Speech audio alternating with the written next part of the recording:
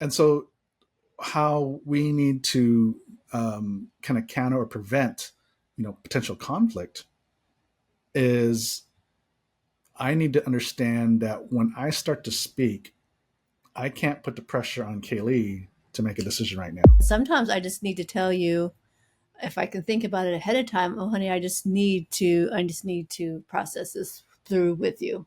Yeah. So instead of me trying to counter, defend, or create a solution, right, which will upset you, Mm-hmm. it's I just process with you Right. without me trying to provide an answer or expect an answer. I usually need a bit. Yeah, it's just like when I told you I love you for the first time. Oh, here we go. Oh, yeah, that was a long process. Thriving in Tandem. It's a podcast for you, the married entrepreneur that wants to win in business and marriage at the same time. Welcome to Thriving in Tandem. Good morning, good afternoon, good evening. You are here, the Thriving in Tandem show. Oh my gosh, are we like on a train or something? That voice? Is that your radio voice? I'm just trying a little different intro, right? Hey, welcome to this week's show. And we've got a treat for you because we're going to delve into my wife's favorite subject. It's all about assessments. And my husband's going to be laughing at me the whole way, you guys. I'll prepare you now. So we're going to show you how we have used assessments to help us communicate a little bit better. Well, at least I think so. I don't know about Kaylee, but we do use an assessment called the DiSC profile for our clients. And it's all about, and there's other stuff out there like Enneagram and Strength Finders and all that. Pick your poison, whatever you're comfortable with. It really doesn't matter. But I think they all kind of do very similar things. And in this case, we use this to help us better understand each other, ourselves, but also understand our spouse. And when you just have awareness, I know some people when they do, or we bring up the topic of assessments, every once in a while you get these pushbacks because they think, oh, they're pigeonhole me and, it's not always accurate, this, that, and the other thing. Yeah, I get that. It's just a tool. So just calm down, okay? It's not gonna, it's not these assessments, you're right, it does not define you. It just helps you identify some tendencies. And when you really understand this, it'll help you, like I said, better understand yourself, both your tendencies, both good and bad. And then when you use that to better understand your spouse, or in 2 episodes, we're going to talk about how we use it in business, how it helps you in business, really help you better communicate to the other person, help you really have more empathy and more understanding about the other person. But it does start with yourself. So we're going to start a little bit there. Okay, honey? Oh, with us? Well, so I guess let's jump into this. Oh, here we go, you guys. I can tell already. This is going to be a good one. So there's actually a link in our profile or in the show notes that it's a free assessment. It's a free DiSC assessment. You can go on that. It's not ours, so don't worry. And they will ask you. You're going to have to enter your email, name, and all that. No way around that, right? It's an opt-in. It's not ours though. And but it's free. So you can take the DiSC assessment. It'll give you your scores, and then it'll give you a basic definition of understanding of your personality. And it'll also ask you, because if you want the full results, then there's a paid feature for that. So don't worry about that. There's enough information you can Google about DiSC and what the profiles mean that you probably don't need to pay for it. But also we're going to go through this on a very practical level so you kind of understand it, even hopefully when you get the results. And so anyways, let's go through it. All right. So this is just a tool.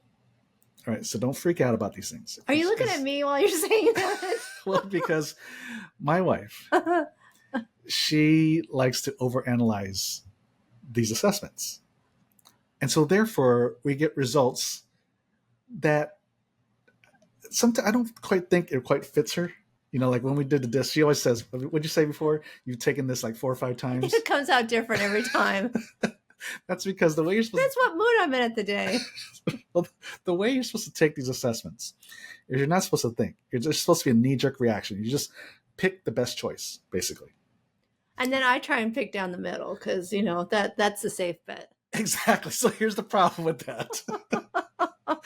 Because it's supposed to show your tendencies, right? There's supposedly one or two, in this case for DiSC, personality types that kind of, as far as the score goes, are a lot higher than the others, right?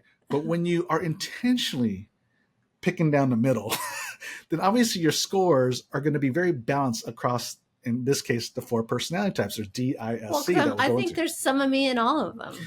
And that's true for everyone, right?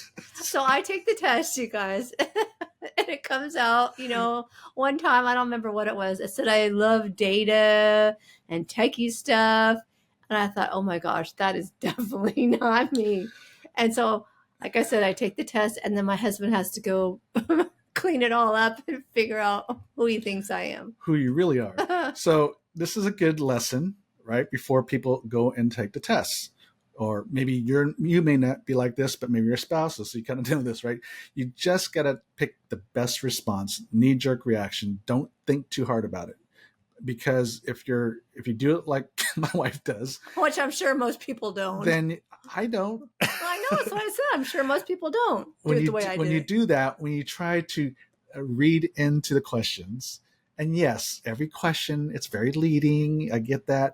But you got to pick the best response, because if you start to interpret or try to read into these questions, you're not going to get the best results. And so if you're like my wife, you just pick down the middle, which means your scores get evenly distributed. And then whenever. Well, sometimes they ask me the same questions like 10 times, and I'm like bored of them asking me that question. Yes. There's a reason for that. Anyway, that's way more than you guys want to know about me. So anyways, as you go in and take this assessment, it shouldn't take you more than 5 minutes, right? If it takes you more than 5 minutes, then you're probably reading into the questions too much, and you're going to get results like my wife. Not very dependable. But if you do it, just go through it. It should only take you about 5 minutes. You'll get the results, I'm pretty sure, right away. And, hey, we'll help you even interpret if you want. I mean, you can, even in the show notes, there's a link to talk to us, right? Let's talk link. So anyways, let's go through the definitions of DiSC and then see what resonates with you, right? Don't think about your spouse right now. Just think about yourself. And then, yes, we all express different, we all express all four of these to some degree, for sure. But when you take this assessment, it's like in times of stress, like in an argument with your spouse, for example, where do you gravitate towards? So that's a good way of thinking about it, right? As you look at the scores or look at the definitions or listen to the definitions, see what resonates. So we're going to go with, we're going to assume that you are very high in one of these four areas. And so again, think about in moments of stress, when you have an argument with your spouse, where do you gravitate towards? It's kind of like in boxing, go to your corners. So which corner what do you go to, right? When you have an argument. So DISC, D-I-S-C. D is for dominance. And these are your type A personalities, very aggressive, assertive. When you're very high D and very low in the other scores, you're basically almost a narcissist, basically. You're very outgoing, you're extroverted, you're a doer. You probably do before you think sometimes, right? Again, these are extremes, but just think about it. You like to speak in bullet points. You can be impatient. You don't like large, long stories, right? So that's a D. Mm-hmm. And I's are also extroverted, but they're more the fun-loving, charismatic leader type. The people that just that you want to gravitate towards. You want to follow them because they're inspirational. Again, they're extroverted as far. They tell great stories. They're very engaging. They're also more doers than thinkers. Got it? Mm-hmm. And then you go down to the introverted level, like an S stands for steadiness. And as you would apply, what the definition implies, or the word implies, that they're very dependable, they're hardworking, they're reliable, they're trustworthy, they're very people oriented, just like I's are very people oriented, and so are S's. D's are more task oriented, right? So the S's are more introverted, they're more thinkers. They think about feelings, themselves, other people's feelings. They're team players. So those are the type of people that like to get people together, right? So those are the S's. And the C's stands for correctness, also introverted. They're more thinkers, the analyticals, very task oriented. Like a really high C is like we think of like those engineer types, Oh. right? Mm-hmm. No personality, no social skills. A lot of it because they're just introverted and they're just thinkers, right? And so those are your basic definitions. Now, again, you can Google this and you can get a little bit more than this, but this is the basics. So D's and I's are extroverted. They're the leaders. They're your typical, prototypical leaders, right? One's more the dominant, assertive, aggressive, and the other one's more the charismatic type, right? And then the S's and the C's are more introverted. And then the D's and the C's are very task oriented, right? They may not, especially when you're high D or C, you don't have as much of a personality. You're very just driven. So D's are the only difference between a D and a C is D's are tell you what they think. They're driven and they're external motivators and external thinkers. C's are motivated and task oriented, but they're process driven and they're more internal, right? They think more internal. I's and C's are very more people oriented, right? The difference is the I's are more extroverted, so they're going to speak and talk, and versus the S's are introverted, so they're going to be a little bit more. They're still people oriented, but they're more quiet, right? So that's the basics. And so Kaylee and I, we have some overlap, but we also have some differences. And so where the differences occur is when we can collide, right?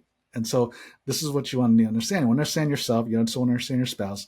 So Kaylee is more of an I and an S. Very people will follow her. Sometimes to their demise. What are you trying to say? Well, because this is that one time where I don't even know if we're engaged yet. We might have been engaged, and we visited your friend Norma. Oh, I know where you're going with this And story. still relatively early in our relationship, but so we're having lunch. Or we spent a couple of days with her friend Norma and Johnny. And then we had lunch, and we leave the restaurant, and Johnny and I go towards the car, and Kaylee is leading the way with Norma, and they walk off to the right. Johnny and I are looking, and like the car's over to the left, but Kaylee just acts like she knows where she's going. so, See, you're already laughing, honey. We don't know where they're going, but we went to the car. So, anyways, and mind you, it's not our car that we're in, so I don't even know what I'm looking for. So eyes are, like I said, very charismatic. Leads like, Kaylee, when we walk into a Starbucks or a coffee shop, I just want to place my order and get out because I'm more of a high C. I'm a CS, but I'm a higher C. And I just want to get my coffee and get out because I'm more task oriented, right? C's are more task oriented. I's are more people. And so I just want to, my task is get my order, get my coffee, get out. Kaylee wants to go chit chat with everybody. and so, next thing you know, I get my order and she's telling me all about this lady that she just got to meet in line. Well, sometimes they just start telling me their whole life story. I don't know. Do you think I always? Well, you instigate it because you open up. Because I say hi. Not just hi. I've seen you in action, honey. You don't just say hi. You'll strike a conversation. Okay. You don't just say hi. You say something about maybe they're on their phone and you're like, oh, what you looking at? Or yeah. I don't know if I'll do that. I might do that with you. Something to that effect. I mean, you're not to that nosiness, but you'll notice something that they're doing and you'll say something. Okay. Yeah. Yeah. Mm-hmm. Sure. Okay. So you strike up a conversation. So again, great. Eyes are also storytellers. So I'm more, data analysis, and I process internally, which means by the time I speak, I've made a decision. Kaylee needs to think out loud. Right. And in stories. And then, that's how I remember things is by stories. And so what happens? And you can remember things by numbers and spreadsheets and data. Mm-hmm. So where we can get into an argument is where, because by the time I share something, it's almost like I've made a decision. I mean, Without me. well, sometimes, but it's like I'm ready to make a decision. Okay. Versus Kaylee needs to process, but process externally. So what happens is, because my personality type, this is how I think, right? If you're talking, that means you're making a decision, and if I don't agree with decision, I'm gonna let's say criticize it, but I'm gonna come back at it, right? And which will upset her because she's just talking and she's not ready to make a decision, but I'm more in decision mode. And so that's where the conflict can happen. Well, and I think too, you've already thought about it in your mind before you've even mentioned it to me. So you've thought it through. That could be true. And by the time I hear it, it's the first time and I haven't had time to process through it or even think about it. Yeah. So this might be you as you're listening, right? There's just different ways we process. So extroverted, D's and I's process out loud. S's and C's process internally. So just that alone, understanding that alone, is when we have these conversations, a lot of times we get into conflict just because of the way we're processing information. Mm-hmm. And so if you're an introvert like me, and I've already processed the stuff, when I'm hearing it from Kaylee, I'm thinking that she's made a decision. And if I don't agree with it, I'm going to come in and try to counter. Right.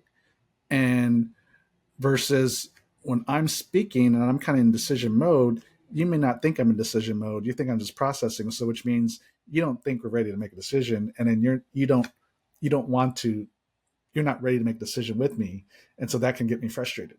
Yeah. Because you're right. I don't know you're in that place to make a decision. And I certainly don't know you've been thinking about it.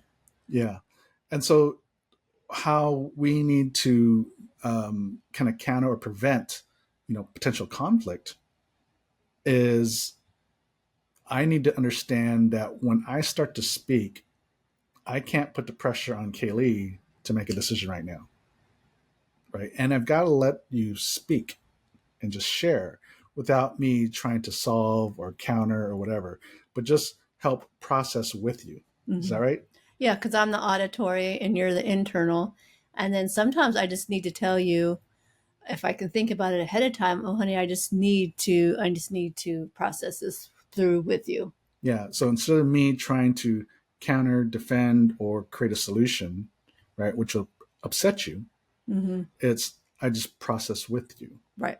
Without me trying to provide an answer or expect an answer. Well, and sometimes I feel like you're putting pressure on me because you've already processed and you got your answer in your mind. And so when you present it to me, I haven't had a chance to even think about it. And so, I usually need a bit. Yeah, it's just like when I told you I love you for the first time. Oh, here we go. Yeah, that was a long process. So longer. This was, 4 months, roughly 4 months. Have you been thinking about telling this story ahead of time? I tell the story a lot, honey. I know, but did you think about this before we got on? No, I just thought about it now. Because I kind of learned early on that you don't like to be put in the corner. Right. You don't want to be like, I expect a decision. Right. So I knew I couldn't just say I love you and expected it in return. So, and I also want to take the pressure off you. And I told you up front, I don't expect an answer, but I just want to let you know I love you. Yes, you did. Right? Yes.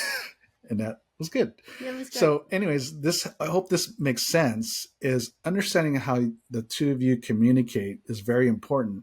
And then you create some guardrails, or this can be part of the rules of engagement we've talked about in the past in other episodes about rules of engagement. Make sure you don't hit some triggers.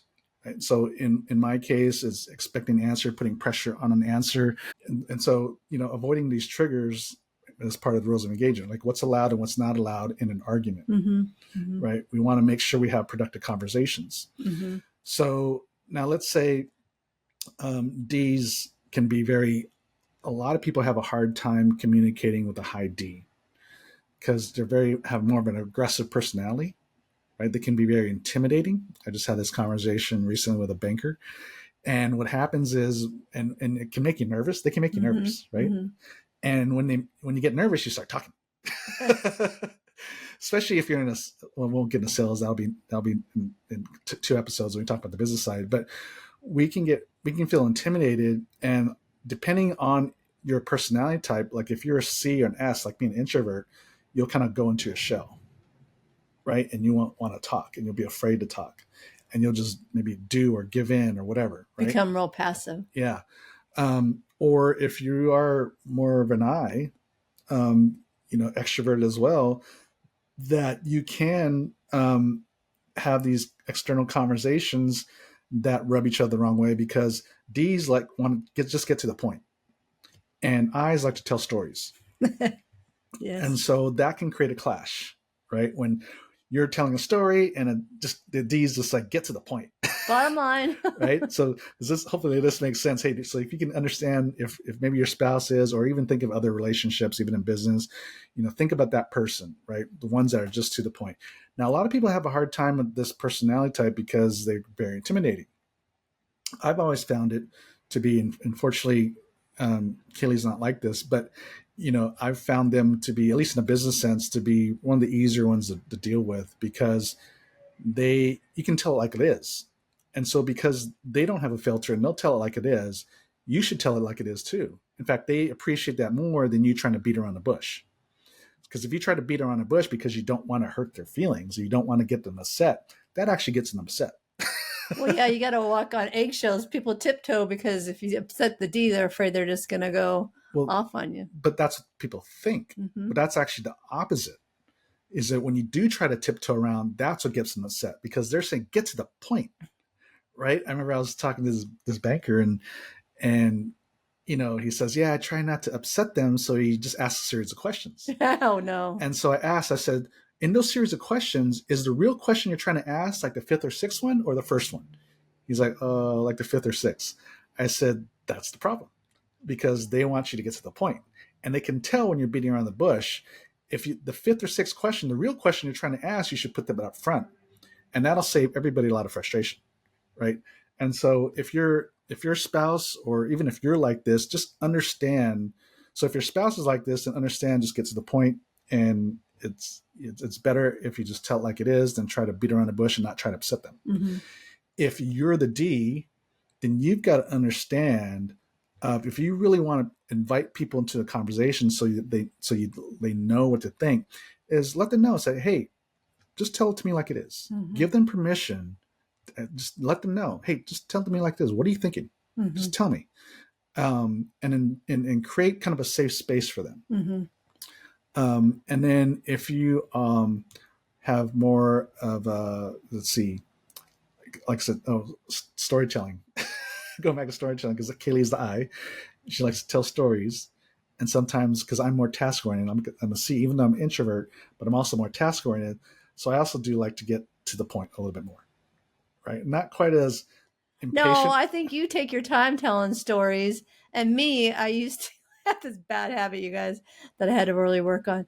I'm like, can you just speed up the story and get to the point? So then I would just give the point. I'd give the punchline.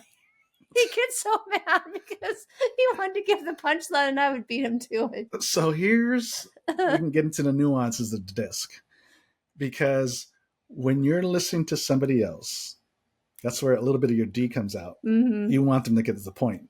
But when you speak, and I've told you this before, is the point you're trying to make is buried down here somewhere, and you tell this big story, but sometimes you never get to the point. I told you this, right? And I said, honey, I have a point. I know you have a point, but sometimes you never get there because you get lost in the story.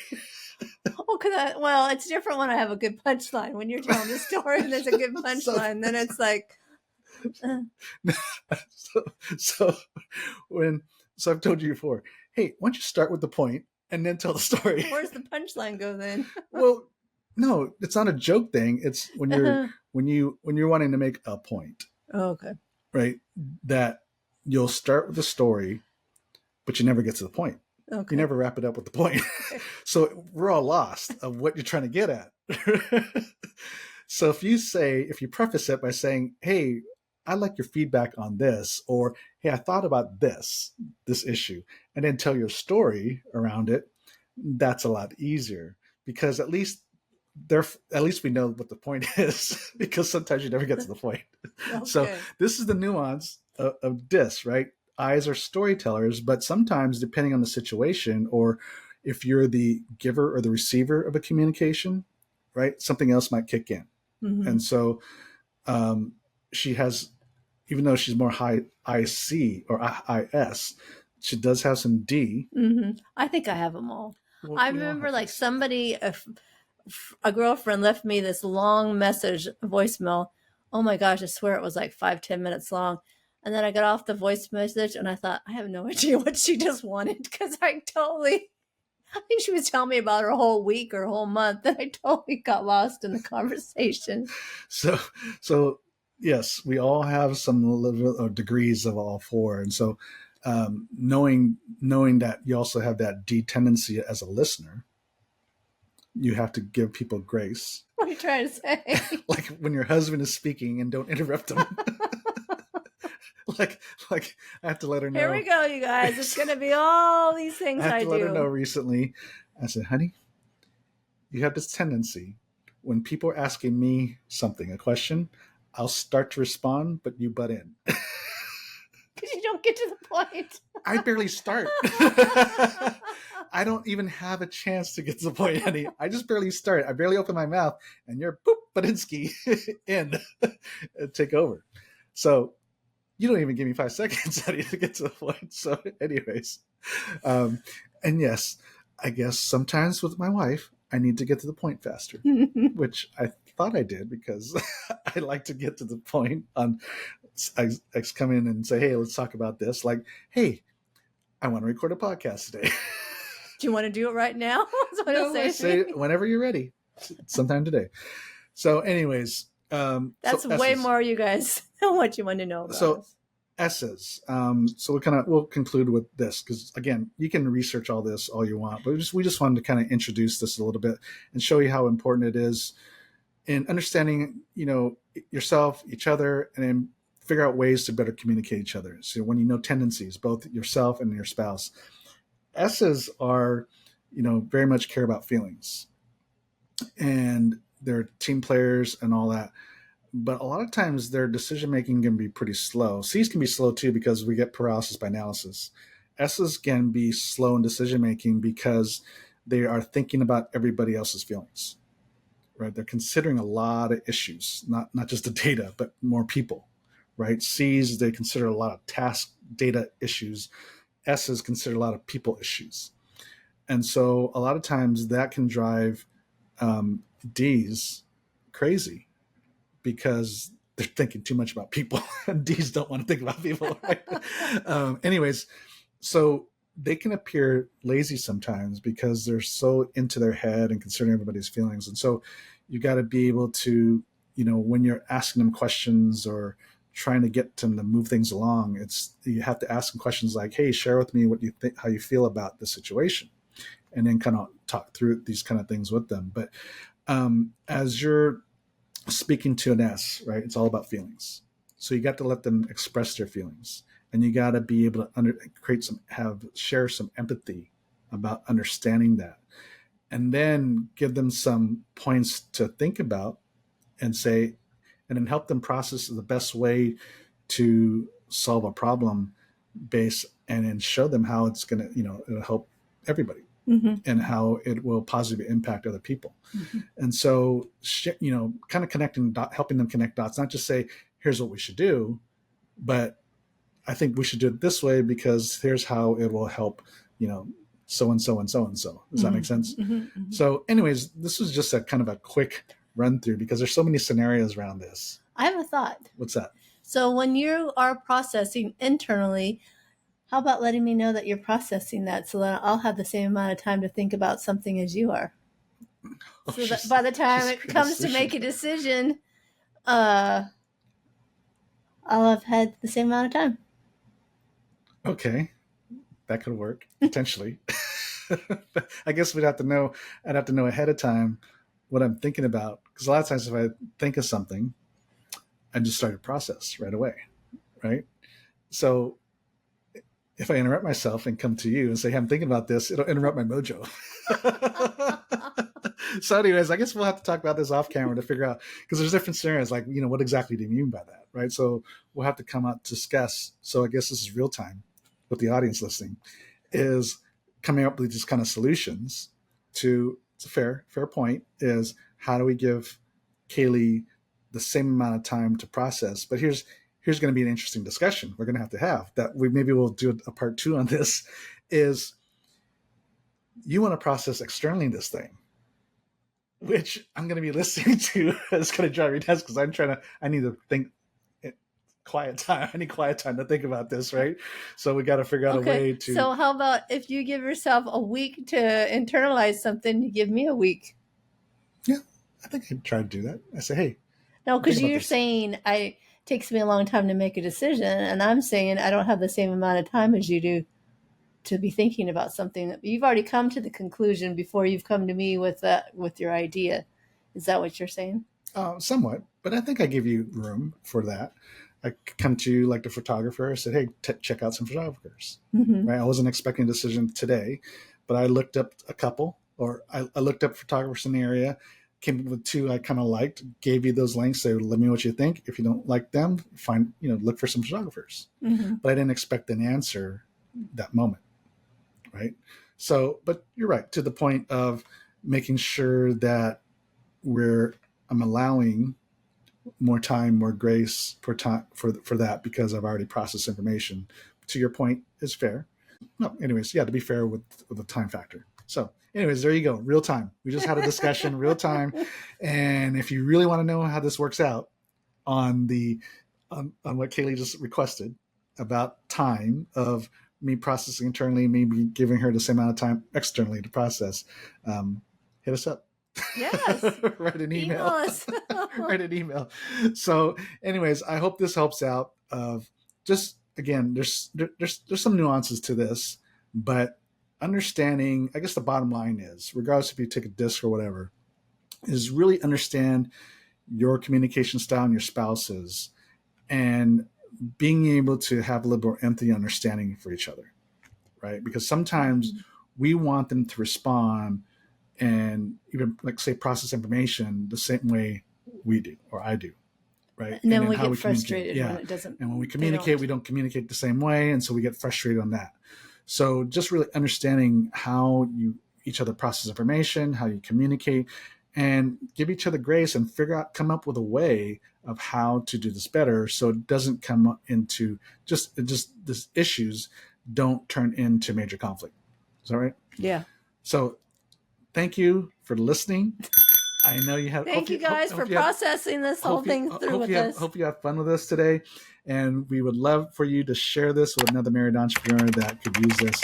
And please leave a review. We love it. So until next week, God bless. Thank you for listening to the Thriving in Tandem podcast. Please visit our website, marriedentrepreneur.co, for a variety of free resources to help your marriage and business succeed. And feel free to leave us a review and share this episode with another married entrepreneur. That would mean so much to us. See you next week.